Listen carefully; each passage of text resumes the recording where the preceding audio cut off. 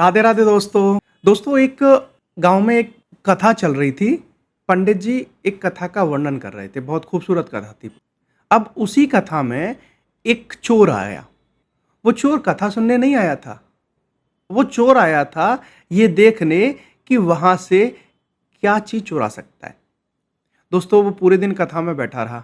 उसका भगवान में कोई रुचि नहीं थी, कोई मन नहीं था। और उसने वहां बैठे बैठे ये भांपा कि पंडित जी पे कितना चढ़ावा आया है। दोस्तों, जब कथा संपूर्ण हुई तो वो चला गया एक सुनसान जगह पे जहां से पंडित जी को अपने घर जाना था।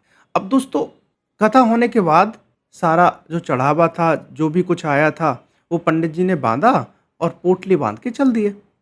उसी रास्ते से जब पंडित जी निकले तो चोर ने पंडित जी को पकड़ लिया और बोला कि जो भी आपके पास है वो निकाल दो। पंडित जी घबरा गए। उन्होंने बोला कि भाई, ये सारे गलत काम क्यों करते हो, इसको छोड़ दो। तो उसका काम करने का जो तरीका था वो वही था। बोला कि या तो पंडित जी आप निकाल दो या मेरे पास चाकू है, मैं निकाल लेता हूं। तो पंडित जी को कुछ समझ नहीं आया वो क्या करे। अचानक से पंडित जी बोले कि इतने से सामान को लेके क्या करोगे? अगर चोरी करनी है तो बड़ी चोरी करो। तो बोला, मैं समझा नहीं। कि मेरे पास तो थोड़ा सा चढ़ावा आया है और मैं जिसकी कथा का वर्णन कर रहा था वो तो खजाने का भंडार है। अगर आप चोरी करना है आपको तो उसकी चोरी करो। तो चोर बोला कि पंडित जी वो कहाँ मिलेगा? तो पंडित जी ने बोला कि वृंदावन में मिलेंगे, वहां आप चले जाओ। तो बोले, उनके पास क्या क्या है चुराने के लिए? तो पंडित जी ने बोला कि वो तो भाई इस जिसको आप लूट रहे हो इस माया के भंडार हैं। हीरे, सोना, चांदी, जवाहरात, मोती जो ले सकते हो वो ले लो।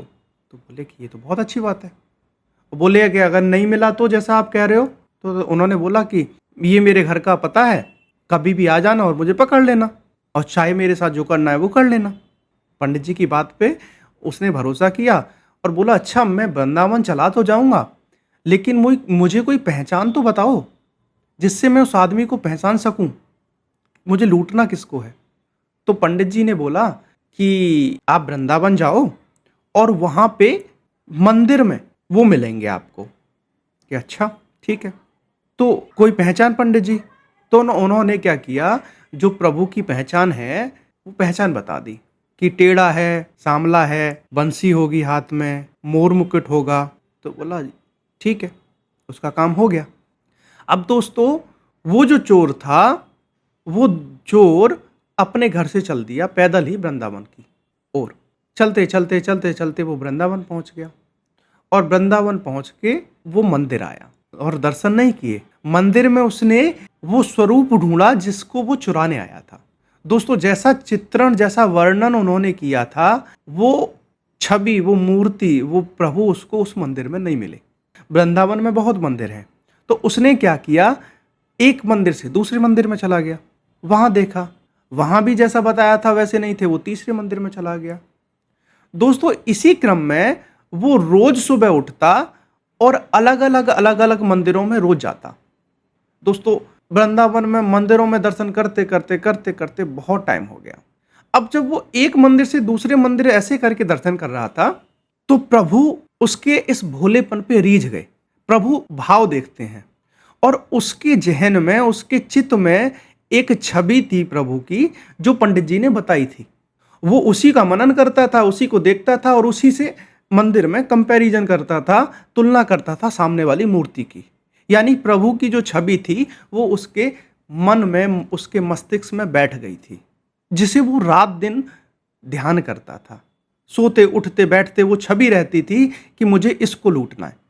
इसी पे प्रभु रीझ गए।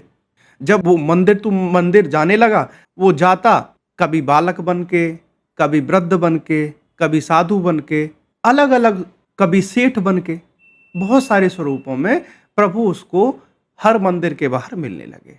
कभी सेठ बने हैं, हीरे मोती जवाहरात, कभी व्यापारी बने हैं, सोने चांदी से जड़े हुए हैं, आभूषण पहने हुए हैं। लेकिन दोस्तों, वो हर बार उन्हीं को देख रहा था जिसको उन्हें लूटना था। दोस्तों, टाइम गुजरता चला गया। काफी दिन उसको वृंदावन में हो गए। अब वो एक दिन सोचने लगा कि शायद पंडित ने उनको गलत आदमी का पता बता दिया। ऐसा आदमी तो कोई है ही नहीं। और अब मैं यहाँ से जाके उन पंडित जी को देखूंगा। दोस्तों, सोचा कि आज और लास्ट चांस लेता हूँ, जो मंदिर बचे हैं उन्हें देख लेता हूँ, शाम को मैं अपने घर निकल जाऊंगा।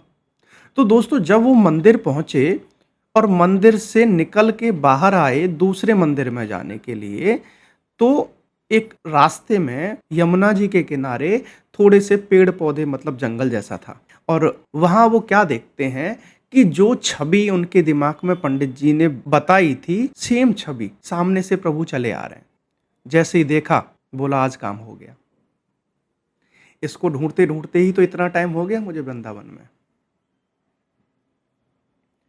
जैसे ही आए प्रभु, पकड़ लिया। बोले क्या चाहिए? कहते हैं जो कुछ पहन रखा है सबको उतारो। तो कहते हैं कि कोई एक चीज़ से काम चला लो। कि नहीं, मैं इतनी दूर से इसलिए थोड़ी यहाँ आया हूँ, इतनी मंदिरों में ऐसे ही थोड़ी भटक रहा हूँ। जो पहना है सब कुछ उतारो, वरना चाकू है मेरे पास। अब दोस्तों, प्रभु खड़े हैं सामने और वो उनसे क्या उतरवा रहा है? सारे आभूषण। बोले अच्छा बताओ कहाँ से शुरू करूँ? बोले ये आपने जो माला पहनी है बहुत अच्छी लग रही है, सबसे पहले इसी को उतारो, मोतियों की। दोस्तों, जैसे ही प्रभु ने वो माला उतार के उसके हाथ में दी, क्योंकि वो प्रभु की माला थी, जैसे ही उसने अपने हाथों में उसे स्पर्श किया, उसको ज्ञान हुआ। और उसने जैसे ही उस ज्ञान से प्रभु के दर्शन किए, वो सब कुछ भूल गया और उसको समझ आ गई कि ये प्रभु हैं। दोस्तों, चरणों में पैरों में गिर गया और बोला कि प्रभु, मैं तो इतने दिन से मंदिर भटक रहा था आपको लूटने के लिए। तो प्रभु बोले कि हाँ, आप इतने दिन से भटक रहे हो और मैं हर दिन आपके सामने आता था, याद करो। कभी सेठ बन के, कभी व्यापारी बन के, कभी वृद्ध बन के, कभी बालक बन के, मैं पहले दिन से ही आपके सामने आ रहा था, लेकिन आप मुझे लूट ही नहीं रहे थे। तो दोस्तों, बोला कि प्रभु, मेरे जैसे कोई मेरा पुण्य कर्म नहीं है, मेरे जैसे व्यक्ति को आपने दर्शन दे दिए और ऋषि महात्मा संत इतने दिनों तक आपकी तपस्या करते हैं। बोले फर्क है ऋषि महात्मा और संतों में। जिस दिन से पंडित जी ने तुम्हें मेरा वर्णन किया है कि ऐसे ऐसे होंगे, वो छवि 1 मिनट, 1 सेकंड, एक पल के लिए आपके दिमाग से नहीं निकली। सोते जागते, उठते बैठते, खाते पीते, नित्य कर्म करते हुए भी तुम्हें वो छवि याद रहती है जो पंडित जी ने आपको बताई। और यही तो मुझे चाहिए, अपनापन, त्याग। तूने इस छवि के लिए सब कुछ त्याग दिया, अपना गांव, अपना शहर, रास्ता, मंदिर से मंदिर भटक रहा था। तो इसलिए मैं पहले दिन से ही तुम्हें दर्शन दे रहा हूं और कह रहा हूं कि मुझसे ले लो। आप ले ही नहीं रहे थे, क्योंकि आपको तो यही छवि चाहिए थी ना। दोस्तों, पैरों में पड़ गया और माफी मांगने लगा कि प्रभु, हाथ जोड़े, मुझे क्षमा कर दीजिए। बोले नहीं, तुम्हें कुछ ना कुछ तो मुझसे लेना पड़ेगा, क्योंकि इतने दिन हो गए, मैं बिना कुछ दिए जाऊंगा नहीं। तो सोचने लगा, सोना चांदी हीरा जवाहरात क्या चाहिए? सोचने लगा, समझ नहीं आ रहा है क्या चाहिए। बोला प्रभु, बस एक चीज कर दो। बोले क्या?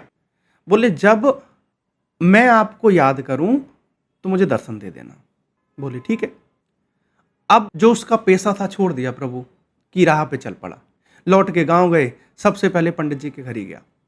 पंडित जी ने जैसे ही देखा डर गए, कहते अब नहीं छोड़ेगा। तो दोस्तों, जाके पंडित जी को प्रणाम किया और जैसे ही नीचे बैठा उनको क्षमा याचना की। पंडित जी बोले कि क्या हुआ? कहते हैं कि पंडित जी, मैं तो हीरे जवाहरात आभूषण चुराता था, आपने तो मुझे उसका पता बता दिया जो हम सबको चुरा लेता है। तो दोस्तों, पंडित जी बोले ऐसा क्या हुआ? बोले कि मैं प्रभु के दर्शन में मुझे हो गए और आप धन्य हैं, आपने मार्गदर्शन दिया जिससे मुझे प्रभु के दर्शन, मुझ जैसे चोर, अनाथ और अधर्मी को दर्शन हुए। तो हंसने लगे। पंडित जी कहते हैं कि मुझे इतनी जिंदगी बीत गई, रोज पूजा करवाता हूँ, मुझे आज तक दर्शन नहीं हुए, तुझे भगवान के दर्शन हो गए? तो बोले हाँ हो गए। कि क्या तेरे पास प्रमाण है कि तेरे पास दर्शन हो गए? तो दोस्तों, उसने कहा मैं दिखाता हूँ। उसने कहा कि प्रभु, एक दर्शन देने का आपने वादा करा था, मुझे दर्शन दे दो। जैसे ही उसने प्रभु को बुलाया, प्रभु प्रकट हो गए। जैसे ही प्रभु प्रकट हुए, पंडित जी की सिट्टी बिट्टी गुल हो गई। पंडित जी कहते हैं कि यार मेरी पूरी जिंदगी निकल गई, आज तक मुझे दर्शन नहीं हुए और तेरे जैसे चोर से प्रभु प्रसन्न हो गए। तो दोस्तों एक त्याग, एक किसी की समर्पण हो जाना, किसी को चाहना, किसी का भाव में उतर जाना, ये है सच्ची भक्ति। सच्ची भक्ति करने से दीन जो व्यक्ति है, जो प्राणी है, उसको प्रभु दर्शन दे सकते हैं, उस पे कृपा कर सकते हैं। तो दोस्तों समर्पण के साथ पूजा करिए, प्रभु ज़रूर खुश होंगे। राधे राधे दोस्तों।